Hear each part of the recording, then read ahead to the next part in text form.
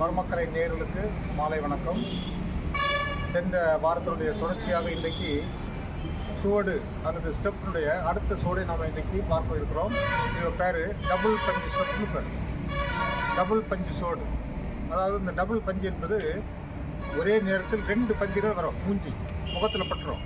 நீங்கள் ஒன்று தான் பிளாக் பண்ண முடியும். 2வது பஞ்சு கண்டிப்பாக பேஸில் பட்டுரும்.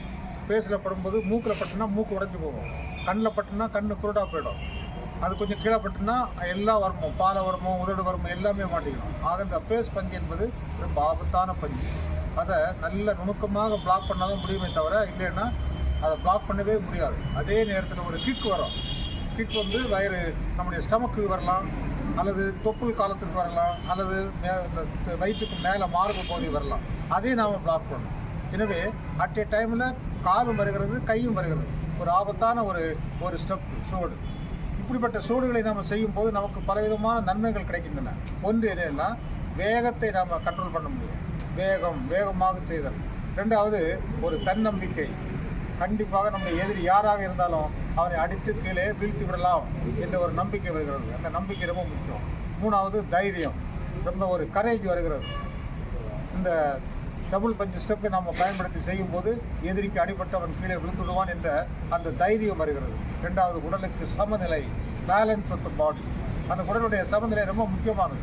இந்த ஸ்டெப்பு செய்யும்போது நமக்கு அந்த கைகள், கால்கள், உடம்பு ஃபுல்லாக இயங்குகின்ற காரணத்தினால உடலுக்கு நல்ல சமநிலை வருகிறது.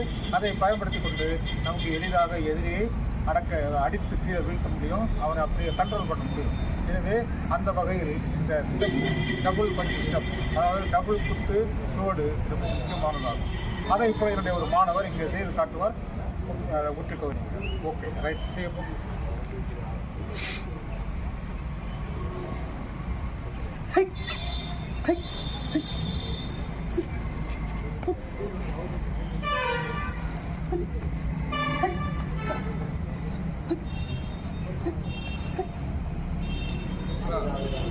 இவ்வளோ வேகமாக செய்தார் பாருங்கள். இவ்வளோ வேகமாக செய்யும்போது எதிரி அவருக்கு ஒன்றுமே பண்ண முடியாது, பிளாக் பண்ண முடியாது, அப்படியே பயந்துடுவான்.